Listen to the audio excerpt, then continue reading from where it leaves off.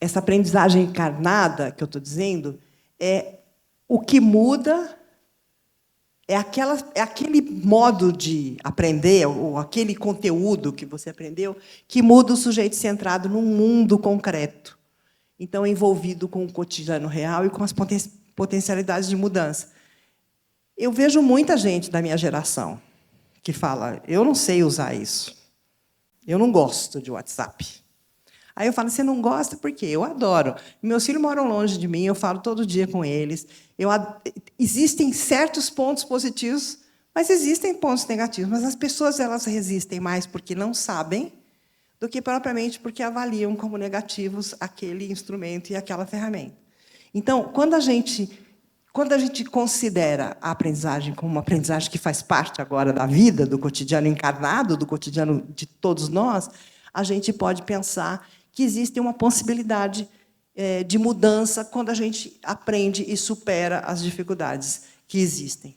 A digitalização da vida, então, e os seus desafios precisam ser conhecidos. O que é que prejudica e o que favorece? No nosso levantamento aqui no grupo, a gente identificou que as crianças não tinham limite. Então, assim, incrível que eles... Adulto nenhum nunca colocou limite, então eles ficavam horas na internet. Para quê? Não era para estudar, era para se divertir, para jogar, para conversar com as pessoas. Então, quando a gente faz um levantamento como esse, a partir de um vínculo que a gente tem cotidiano, né, como professor com a sala de aula, as crianças se manifestam e a gente é capaz de ouvi-los e de ajudar a entender. Quer dizer, o que eu estou querendo dizer aqui é que não é só o conteúdo que a gente ensina que é importante. É importante exatamente essa relação do que a gente está ensinando com a vida deles, né? Quando a gente faz esse levantamento, então, nas escolas, que isso não é geral, você vê, nós fizemos um levantamento que não é para todas as escolas de Campinas municipais. Então, a gente podia colocar isso como uma política. Eu estou sugerindo que a gente faça esse levantamento, esse mapeamento, como uma política, de vamos saber como eles lidam com as tecnologias antes de propor alguma coisa. E como os professores também lidam. Porque tem professor que não quer nem aprender. Tem uma lousa digital lá que é o máximo. Eu não sei ainda mexer direito na lousa digital. Mas, assim, no momento em que eu tiver oportunidade de utilizar mais frequentemente uma lousa digital, eu vou enfrentar, porque é muito melhor do que o giz apagando, ou então aquela caneta que a gente tem, que a minha lousa aqui do laboratório já está manchada, de tanto que a gente usa, e apaga aquela caneta. Então, sempre pensar que é um favorecimento, que é um desenvolvimento, mas que, na verdade, a gente precisa enfrentar as mudanças, e muita gente não gosta de mudar, né? Ela gosta de ficar no lugar. E aí, assim, a perspectiva crítica, então, favorece a construção mais sadia na relação de estudante com as tecnologias. Então, é a síntese do que eu queria comunicar com vocês, que é isso. Primeiro, nós vamos vencer a resistência dos professores, né? A utilização comprometida da internet e da tecnologia digital. Segundo, a gente precisa assegurar que professores e estudantes possam desfrutar de condições especiais para o uso da internet e das tecnologias. Pelo menos na escola. Quantas e quantas vezes a gente encontra a sala de informática fechada? Não tem uso. O professor não vai lá, a sala fica trancada. Só vai funcionar se tiver o professor lá. O professor não vai. E as crianças doidas para poder manusear, né? Os computadores estão desatualizados, enfim. A gente tem, assim, um desafio em relação a essa questão. Quer dizer, assegurar que esses espaços, incluindo as tecnologias digitais, possam ser efetivamente atuantes. Depois, a gente tem que desenvolver documentação e ferramentas atualizadas para o uso da tecnologia relacionada à aprendizagem. Eu tenho uma filha que é formada em engenharia de computação aqui na PUC, uma das primeiras turmas aqui de engenharia de computação. Ela fala: mãe, essa área é rápida. Quando você está adquirindo a informação, ela já mudou. Aí eu falei: e aí, então, você vai me informar. Porque você está nessa área, você tem que saber a correria que é. Eu não estou nessa área, eu utilizo uma interface, eu não paro, mas não é como se fosse um profissional de ponta. Então, assim, óbvio que existe um desafio.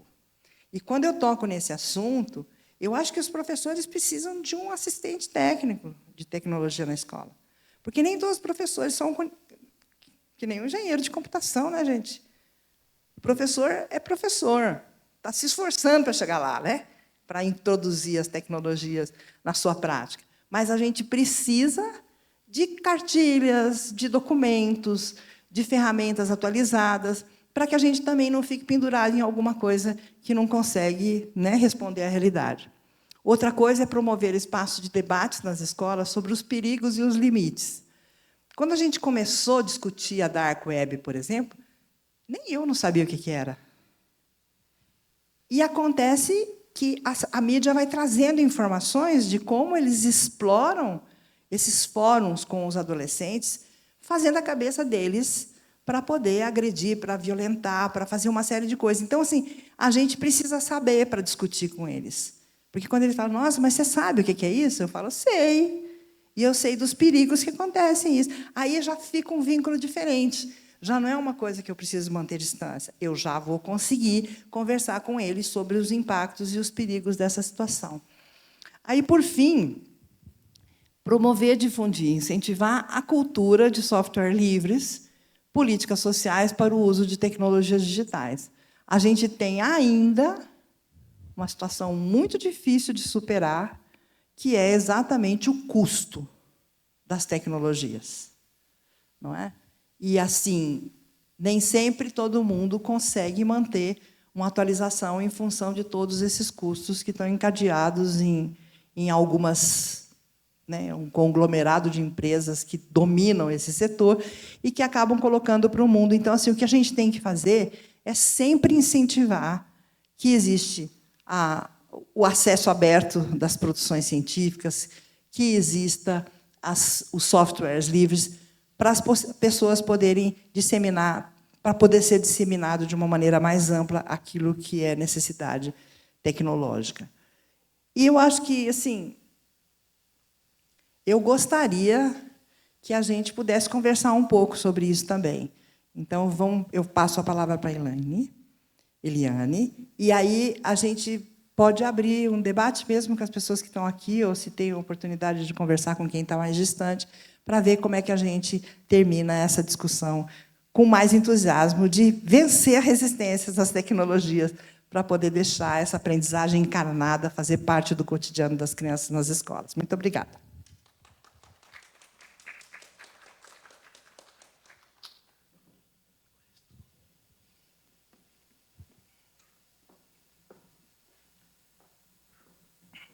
Obrigada, Renata, por essas provocações tão necessárias, né, para todas nós, para todos nós.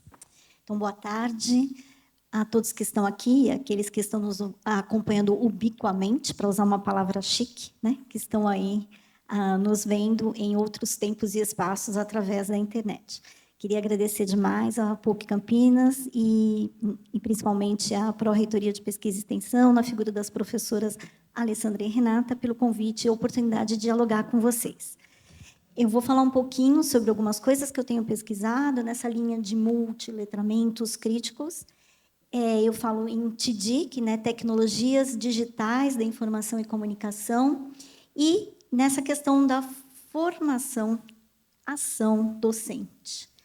Eu estou com um controlinho aqui, vamos ver se eu consigo. Eu aponto para lá, para cá? Para cá? Pronto. Então, eu queria começar trazendo aqui, a gente tem discutido bastante aqui nesta semana, né, os Objetivos de Desenvolvimento Sustentável no Brasil. Eles são 17 e o número 4 traz aqui a questão da educação de qualidade.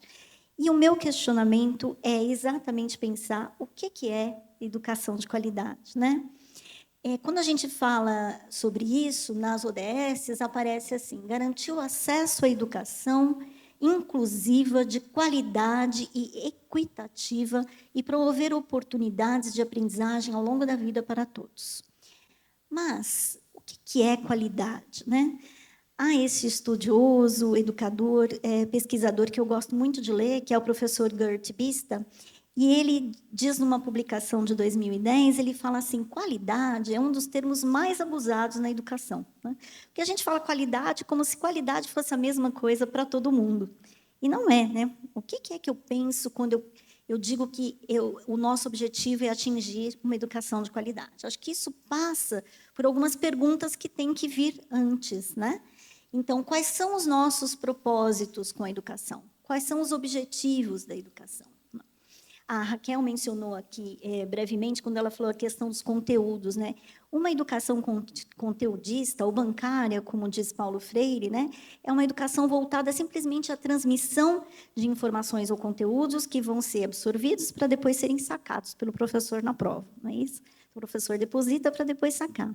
É essa educação que eu entendo como uma educação de qualidade. Quais são os nossos contextos escolares? Não, quando a gente fala em educação em qualidade, a gente fala como se educação fosse uma coisa só para todo mundo, em todo lugar. E a gente sabe que não é. Mesmo aqui na nossa região, nós temos uma realidade nas escolas públicas estaduais, uma realidade nas escolas públicas municipais, né? E indo às cidades vizinhas, essa realidade vai mudando. Se eu pegar as diretorias de ensino das escolas estaduais, as realidades não são iguais. Se eu pegar as escolas de uma diretoria de ensino, as realidades também são bastante diferentes, né? Então, a gente tem que entender que existe um plano, né, um planejamento educacional que pensa em nível macro, mas a realidade da sala de aula ela tem que ser entendida também no nível micro, local, né, específico. Isso é muito importante quando a gente está falando em tudo na educação, mas também, especialmente, quando estamos falando de TDIC, quando estamos falando de tecnologias digitais, né? E é sobre isso que eu queria trazer aqui algumas coisas para a gente pensar. Quando, como e por que pensar a TDIC na educação? Então, quando a gente tem uma educação voltada à transmissão de conteúdos ou pensando em práticas e ações mais instrumentais, vamos dizer assim, a gente tende a olhar para as tecnologias digitais de uma maneira mais mecanicista ou tecnicista, né? Mas, para além disso, eu gostaria de pensar junto aqui com vocês hoje as tecnologias como parte dessa construção do conhecimento, do saber e do que é ser e estar no mundo hoje, né? Que vai muito além de só pensar a TDIC como um instrumento, uma ferramenta ou mais um recurso para o professor usar, que às vezes é um recurso que mais atrapalha do que ajuda, como a gente viu hoje, tecnologia digital dá problema, né? Funciona, não funciona, tem que ajustar, tem, né? Estou dependendo dela, e se não aparecer o slide, como é que eu vou fazer, né? E essa realidade que nós vimos hoje aqui no nosso contexto é a realidade da sala de aula, né? Muitas vezes você pode ter muitas boas ideias, mas você não tem um projetor funcionando direito, não tem uma banda larga o suficiente para poder acessar alguma coisa, ou você não tem computador para todo mundo acessar na escola. A gente sabe que essas são realidades bastante comuns, né? Mas, para a gente ter uma ideia de como isso funciona, porque às vezes a gente pensa assim, na minha escola funciona muito bem, por que os outros não fazem? E em outros lugares a gente fala, gente, não funciona, está falando de tecnologia porque não conhece sala de aula de escola pública, né? Muito fácil falar, no papel muito bonito, vai pensar ali. O professor, né?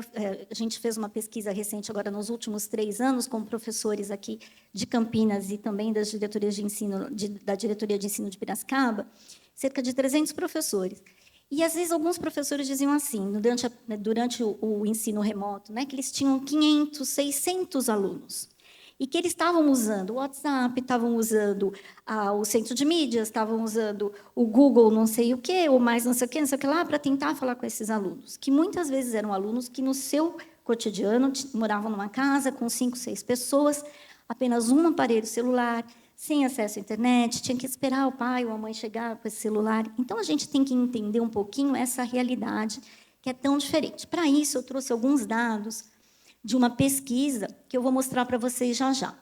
Mas, antes, eu trago também mais um outro texto mais recente do professor Bista, que é de 2023, e eu fiz uma tradução desse trechinho, que ele diz assim: quais são os propósitos do ensinar? Ele recupera uma discussão bastante interessante sobre ensinar e aprender, né? Que nós estamos muito na fase da aprendizagem, como se ensinar fosse algo ruim, porque ele é um ponto de vista controlador, né?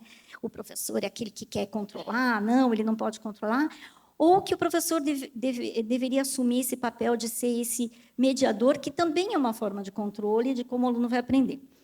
E ele vai trazer, então, retomar essa noção do que é ensinar, né? discutir um pouco esse foco tão intenso na aprendizagem, ele vai dizer uma coisa que eu acho muito bacana. Ele diz assim: o propósito de ensinar é contribuir para a qualificação, a socialização e a existência dos estudantes como sujeitos responsáveis por suas próprias vidas. Então, veja que ele toca em 3 aspectos muito importantes, né? Qualificação. É óbvio que a gente tem que pensar que este estudante ele está sendo formado para o mundo da vida, para o mundo do trabalho, né? Para a sua vida profissional. Então, a qualificação para atuar neste mundo é uma preocupação da educação do educador, né?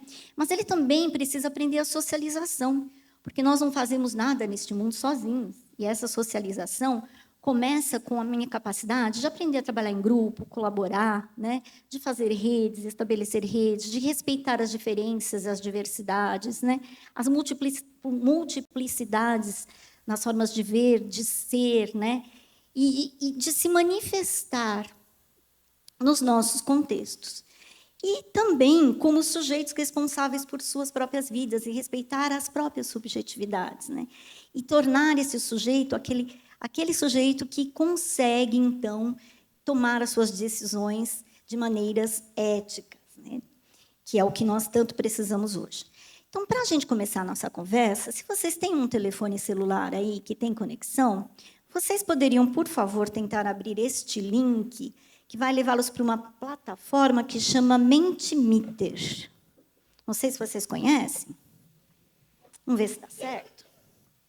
Então, aqui a primeira pergunta é: eu trabalho em escola estadual, em escola municipal, em escola estadual e municipal, em escolas particulares, escolas públicas e particulares. Então, a gente sabe que a realidade do professor, às vezes, é essa. Ele vai trabalhar não só, né, num local, né, e ele vai ter contextos diferentes. Então, nessa nossa pesquisa, nós tínhamos professores que declaravam que, às vezes, eles saíam de uma escola, eram 2 escolas estaduais, mas ele trabalhava à tarde numa escola que era tranquila, que tinha uma gestão engajada, né? Que tinha recursos, e daí ele andava algumas ruas, ia mais para frente para o bairro, lá numa outra escola que já estava num pedaço de rua de terra, que já tinha um outro público, né? Que já tinha um outro contexto de trabalho e que, obviamente, as suas condições de trabalho não eram nunca as mesmas, né? No mesmo dia, trabalhando para o Estado, na mesma diretoria de ensino, né? Pensando que, mas é o mesmo currículo, são crianças, é tudo 6º ano, 7º ano, 8º ano, 9º ano, não é assim que funciona, né? Eu vou liberar para vocês a próxima questão. E agora eu acho que vocês já conseguem responder a segunda, por favor. Aí, se quiser já projetar, continuar lá mesmo também, por favor, e colocar a segunda, só clicar ali no segundo quadro. Isso aí. Se você conseguir fechar essa caixinha para a gente, por favor, do diálogo aqui, ó. Obrigada. Não foi para a segunda pergunta? Ele mexeu lá, deveria ter ido.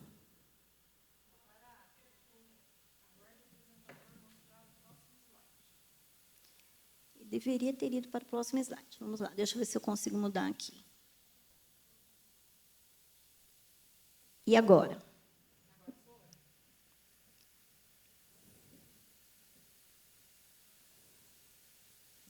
Em meu contexto de trabalho escolar, né, há recursos de TDIC e os empregamos pedagogicamente, há poucos recursos de TDIC, não há recursos de TDIC suficientes para todos, há recursos suficientes, mas a internet é ruim, há recursos de TDIC suficientes e boa internet, então as empregamos pedagogicamente. Ou, que é o cenário ideal, né? Ou não empregamos a TDIC por diversos motivos, que não dá para enumerar todos os perrengues que podem acontecer no nosso dia a dia, mas são vários, né? Então, vejam que isso daqui é tudo muito importante. Quando a gente fala de tecnologia e educação, a gente tem que pensar em todos esses fatores, né? Porque, às vezes, assim, o pessoal diz: o Estado distribuiu o equipamento para todas as escolas. Tem escola que, às vezes, está guardada na caixa ainda, mas, às vezes, tirou da caixa, né? Tem escola que o professor fez ali formação, tem Proatec trabalhando, né, ajudando, dando aquele apoio que a Raquel falou agora há pouco, que a figura do Proatec no Estado é bastante importante. Mas, às vezes, a internet é horrível, né? Eu lembro que, quando eu estava fazendo meu doutorado, eu fiz uma pesquisa numa escola aqui da região, que eu cheguei lá e, na época, na apostila, tinha umas atividades que eram para ser feitas com celular, né? E a escola não conseguia realizar as atividades com o celular, estava na apostila do Estado. Isso foi em 2014. 2013, 14, por aí. Porque a internet da escola era ruim. Então, o Estado fornecia banda, né? E aí, o que acontecia? Se usasse para os alunos poderem acessar, os professores fazerem atividade, caía, e a secretaria, a coordenação, a direção não conseguia fazer a parte burocrática da internet. E aí, eles começaram a tentar, né, trabalhar com isso, e, na ocasião, eles receberam umas instruções de que não era mais para liberar o acesso à internet no Wi-Fi, era para deixar só para a gestão, né? Mas que adiantava ter na apostila uma atividade que o aluno precisava usar celular para realizar? Olha só, né? Que currículo modernizado, né? Trazendo atividades com o celular para o aluno, mas não tem internet, né? Como que eu posso querer que, além de ter o aparelho celular, este aluno também tenha ali os dados, né, possíveis para poder acessar? Então, veja que é um conjunto de fatores que nós temos que levar em consideração, né? Agora eu vou para mais uma pergunta com vocês. Vamos ver se ela vai agora aqui.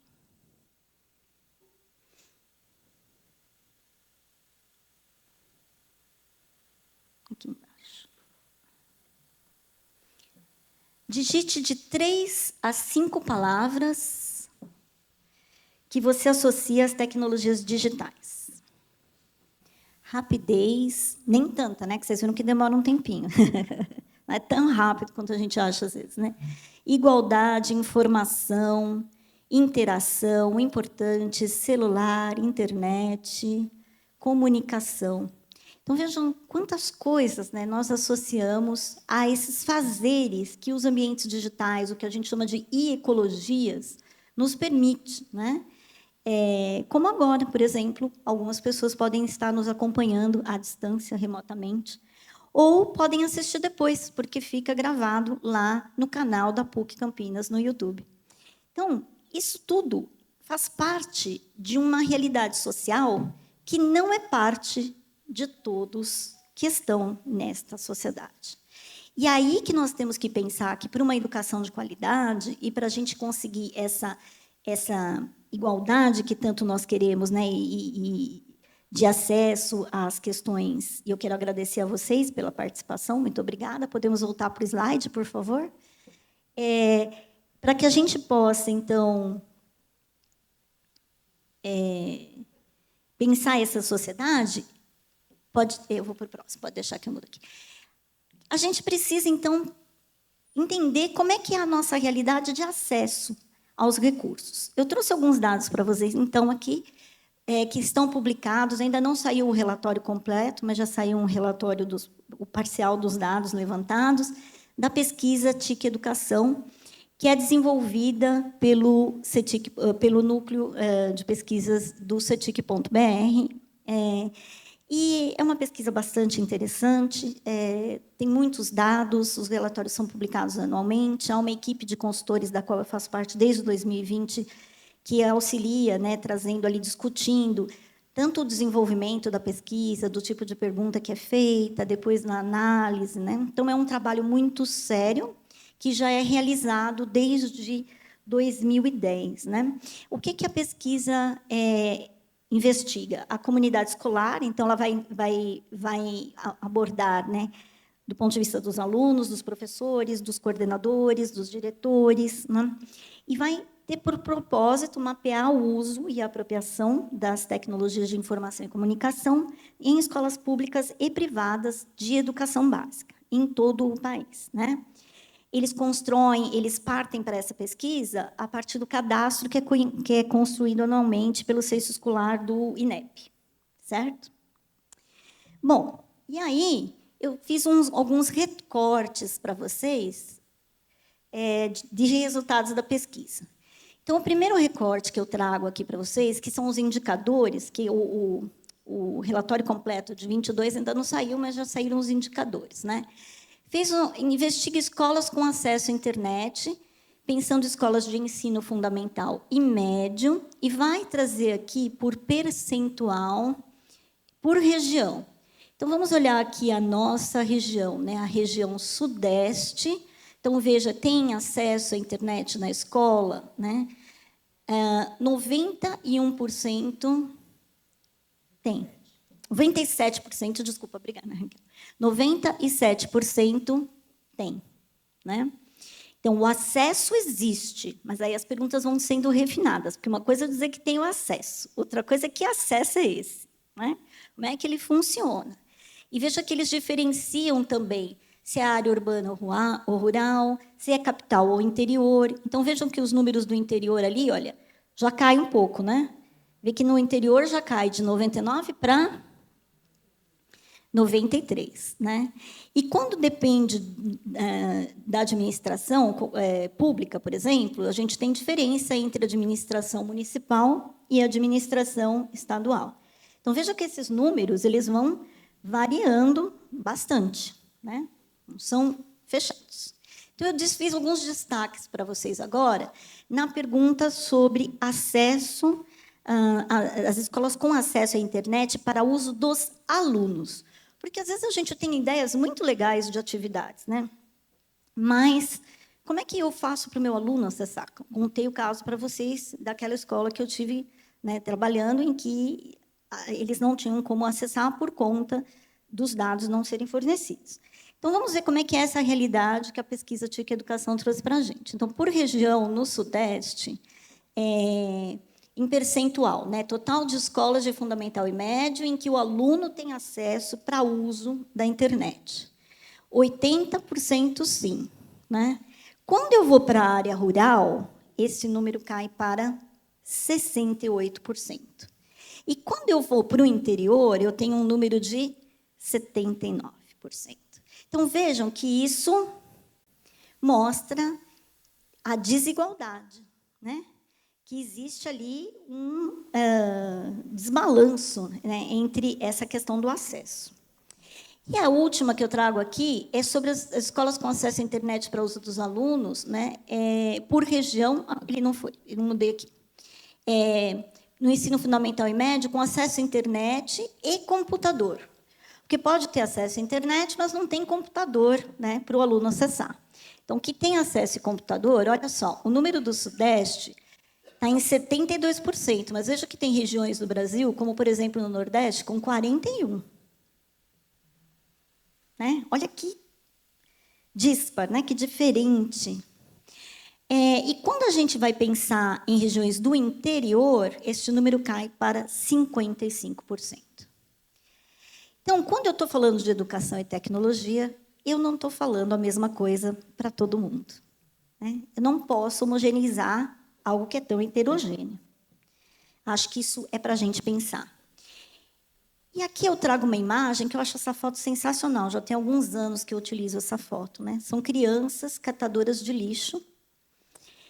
E vocês devem, alguns de vocês aqui, talvez outros não, mas alguns, eu e a Raquel, a gente lembra com certeza desse monitor, né? Que era aquele monitor grandão, no tempo que o computador não tinha memória, ele tinha uma vaga lembrança, né? Aquele computador enorme. E a criança, então, a fotografia foi tirada através dele, e a criança está lá atrás, buscando coisas de valor, alimentos no lixo. Então, o acesso, e eu trago uma coisa sobre o digital divide. O que é essa divisão digital, né? Esse paradoxo que é criado na sociedade, que só aumenta as desigualdades, né? É um acesso desigual dos recursos relacionados à tecnologia entre ou dentro dos continentes, países, região, ou até mesmo bairros. Então, fica muito claro que nós vivemos um digital divide aqui no Brasil, né? Nós vivemos uma exclusão digital. Fica muito claro pelos dados da TIC Educação. Melhorou? Melhorou. Se vocês pegarem as pesquisas anteriores da TIC, que tem tudo lá no site bonitinho para olhar, vocês vão ver que melhorou. Mas ainda está muito ruim, né? E é por isso que a gente tem que brigar. E é importante a gente pensar isso, por quê? Por que o acesso a essas tecnologias é relevante se a gente quer educação de qualidade, se a gente quer atingir os objetivos do desenvolvimento sustentável, né? Porque, como diz esse autor aqui, o Van Dijk, há impactos e benefícios de todos os tipos de participação social. Então, por que alguns têm oportunidade de procurar um emprego na internet e outros não? Por que alguns têm oportunidade de trabalhar remotamente e outros não? Então, vejam que essas são questões que nós precisamos pensar, porque quando a gente mantém essa exclusão digital, a gente mantém estas exclusões sociais, né? E essas diferenças sociais. Eu gosto muito dessas duas figurinhas também. A primeira está em inglês, mas ela diz assim, olha, parece bobagem, mas as crianças finalmente a estão escutando, estão prestando atenção no que a professora diz, porque ela colocou ali um enquadro, né, de celular, então, já que eles só olham para o celular, né, para chamar a atenção. Então, o que essa imagem me faz pensar, né? Não sei para vocês, mas assim, para mim faz pensar que muitas vezes as tecnologias digitais elas são vistas como uma perfumaria, né?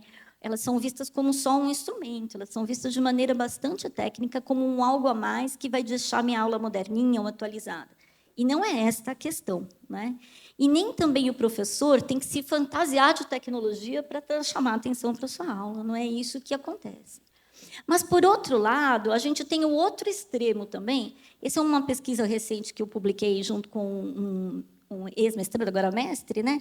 Em que a gente fez um artigo sobre os professores influenciadores no TikTok. Eu não sei se vocês sabem disso, mas tem muito professor indo para o TikTok criar perfil de influenciador mesmo. Então, esse primeiro aqui, que é um professor da área da língua portuguesa, e o segundo é um professor da área de física. Esse primeiro ele faz assim riminhas, musiquinhas, dancinhas, né, para falar sobre a linguagem. Ele tem um monte de seguidores, eles são professores que atuam na educação básica, né, fazem um sucesso na sua escola porque são famosos, são influenciadores. E a gente tem do lado ali um outro professor com uma brincadeira bastante... A gente poderia falar muita coisa sobre aquele vídeo, são capturas do vídeo, né? Mas é a namorada ou noiva dele, a esposa dele ali, que era um desafio que tinha no TikTok da pessoa responder perguntas e se errasse, fura e molha, fura o saquinho e molha a pessoa, né?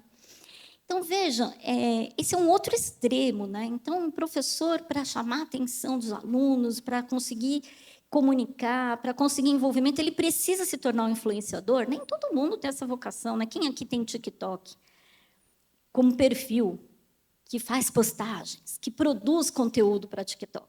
Olha só, às vezes não é isso, né?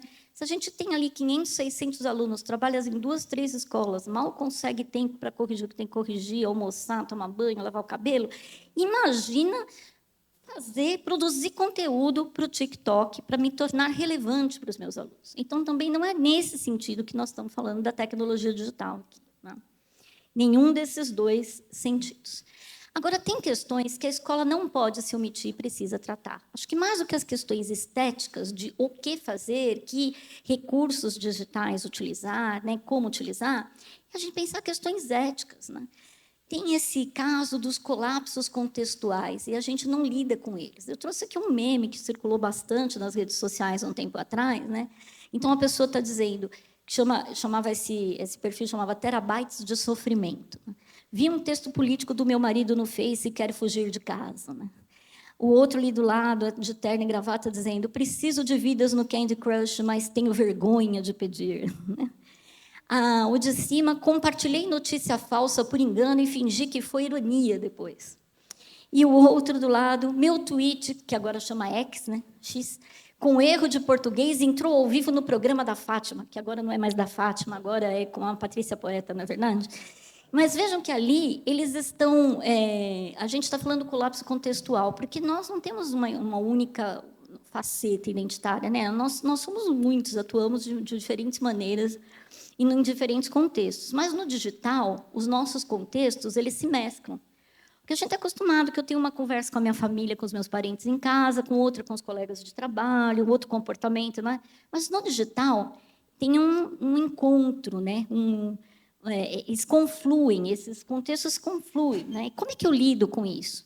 E daí vêm questões importantes, como a que Raquel mencionou, dos jovens que criam perfis, né, com aquilo que talvez eles gostariam de ser, mas não são, né, os famosos avatares, né, e que vão colocá-los para o mundo, né, a partir de uma identidade criada para circular nos ambientes digitais, né? E existe toda essa confluência. Quer dizer, o que acontece quando eu ponho fotos, né? Hoje a gente faz muitos... o pessoal diz que ninguém mais faz blog, não existe mais diário. As redes sociais, né? O Instagram é um grande blog, pessoal, né? Tem foto do meu café, tem foto do meu almoço, tem foto né, de um monte de coisa que a gente faz. Como é que fica essa confluência em que os contextos se colapsam, entram em contato? A escola precisa lidar com isso, precisa discutir essas questões. Isso também é falar tecnologia digital e educação, né? Trabalhar essas questões eticamente com os estudantes. E daí, eu vou trazer um pouquinho para a gente aqui, já estou quase terminando, vou passar rapidamente para essa questão mais teórica, recuperar um pouquinho a ideia de multiletramentos. A gente tem tentado, eu faço parte de um grupo, de uma rede, que é o Projeto Nacional de Letramentos, que tem cerca de 40 universidades envolvidas, com pesquisadores de 40 universidades diferentes, e a gente tem discutido muito essa recuperação do termo multiletramento, resgatar esses conceitos, né? Hoje, quando a gente fala multiletramento, e até por uma banalização do termo, tão abusado quanto qualidade, talvez, ou mais, as pessoas logo pensam em tecnologias digitais. Mas os multiletramentos começaram a ser discutidos lá no final da década de 90 por um grupo de pesquisadores de vários países, mas principalmente lá do Norte Global, que é o grupo de Nova Londres, né? E esses pesquisadores escreveram um manifesto para esse NLG, é o New London Group, que é em inglês, né, o grupo de Nova Londres, escreveram um manifesto, e esse manifesto ele pensava uma educação que, a partir daquele momento, já se visse mais preocupada com questões de multiplicidade, olha só, né, para sairmos do mono, para sairmos só daquele nosso mundo pequeno, contexto, mas pensarmos mais pluralmente, inclusivo, de um modo inclusivo, né? E diverso, exatamente. E aí essa multiplicidade é cultural, é linguística, e também quanto aos meios e os modos para construir sentido, porque a gente não faz mais só escrita no papel, né? Hoje a gente fala com o dedo no celular. O que você está fazendo? Eu estou falando, né? Assim, mexendo os 2 dedos no celular, né? Então, os primeiros eixos, os eixos basilares da teoria dos multiletramentos, são fundamentados na multimodalidade e na diversidade, mas muito a educação tem se apropriado só da ideia de multimodalidade e tem trazido só para a questão da tecnologia digital, exatamente porque, no início do século XXI, alguns desses, quase todos esses pesquisadores do New London Group começaram a falar sobre as novas tecnologias, que agora já não são tão novas, né, mas que na época ainda eram, e que, porque a gente está falando de uma coisa que foi 20 anos atrás, e que trouxe, então, a importância da gente pensar as mídias digitais, a cibercultura e essas novas configurações do que é esse papel de autor ou papel leitor, né, que a gente chama de lautor, porque hoje a gente não lê, a gente cria textos, né, inclusive cria notícias falsas, né, informações incorretas. Então, essa é uma preocupação que trouxe para nós a importância de nós lidarmos com as tecnologias digitais na educação, com foco em como que os sentidos estão sendo construídos na nossa sociedade. E nós vimos nos últimos anos, com a questão da pandemia, né, com a questão das vacinas, nós vimos várias discussões que nos fizeram ver como é importante, né, entender como que esses sentidos estão sendo construídos em ambientes digitais, que propagam as coisas de maneira tão rápida e com um remix, que muitas vezes pega um som, pega uma imagem. Hoje a gente tem... A Deep Web se vale muito disso, né? De mexer com as imagens, de mexer com os áudios, e isso é algo que precisa ser problematizado na escola. E esse princípio básico da pedagogia dos multiletramentos, que é pensar em designs disponíveis. O que está pronto no mundo que eu pego, me aproprio dele, né, para redesenhar e reconstruir coisas e produzir coisas. E como eu posso fazer isso de maneira ética, de maneira bem instruída, né? De modo que aquilo que eu vou produzir seja uma informação correta, possa contribuir para a sociedade. E, então, eu termino trazendo essas perguntas, né? Como que a gente via a questão das tecnologias digitais até o cenário pré-pandêmico? Nós passamos por uma fase de bastante perspectivas tecnicistas que vêm sendo pensadas em diferentes modos de orientar os procedimentos educacionais desde a década de 70, na verdade, e que, com o advento das tecnologias digitais, muitas vezes acaba sendo reforçado, né? E simplesmente usar aquilo por usar, né? Trocar 6 por meia dúzia. Aí veio a proposta dos novos letramentos, de como nós podemos pensar esses novos espaços digitais, inclusive como tempos espaços mais democráticos, né, para que as pessoas se movimentem, para que as pessoas busquem seus direitos e aprendam coisas e construam conhecimento também em rede, né? Mas aí, e junto com isso veio a ideia de pedagogias emergentes e como a gente poderia trabalhar isso tudo de maneiras diferenciadas numa sala de aula que não pode mais achar que seus alunos, né, não têm acesso à informação a não ser ali naquele espaço, que já deixou de acontecer há muito tempo. Aliás, nunca aconteceu, porque nas casas, nas famílias, nas comunidades se produz muito conhecimento desde sempre, né?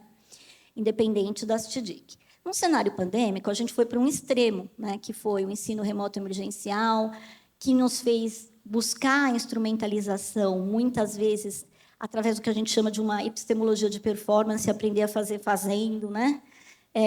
Nos apropriarmos e nos reapropriarmos disso tudo com improvisações, cobertos de demandas, de cobranças, e que trouxe à tona muitos contextos de desigualdade que ficaram evidenciados. E agora, né, eu vou deixar algumas perguntas para a gente pensar aqui. Como é que fica nesse cenário, né, agora pós-pandêmico? Né? Nós vamos manter as práticas, porque a gente acabou aprendendo muita coisa aqui, né? Conhecendo recursos, conhecendo formas outras de comunicar, de produzir textos, enfim. Como é que a gente fazer avaliações, de ensinar e de aprender? Como é que eu vou me portar agora? Né? Vou manter aquelas práticas que eu tinha antes da pandemia? Vou reaprender e reutilizar as coisas das quais eu me apropriei durante o cenário do ensino remoto, por exemplo? Né? Ou será que eu vou rejeitar o digital fora da esfera de socialização e hipervalorização de meios? Né? Porque na nossa vida social a gente continua usando, que eu conheço quase ninguém que vive sem o WhatsApp, por exemplo. E depois da pandemia, parece que mais coisa a gente faz no WhatsApp. Né? E pensar em sair do WhatsApp já nos deixa meio preocupados. Né? Como é que eu vou me comunicar? Como é que eu vou viver? Mas na escola, como é que isso está acontecendo? Como é que a gente está entendendo tudo isso? Quer dizer, e outros cenários que aí vocês possam trazer e pensar. Muito obrigada. Desculpa se eu não sei como é que eu fiquei de tempo. Obrigada, viu? Boa tarde.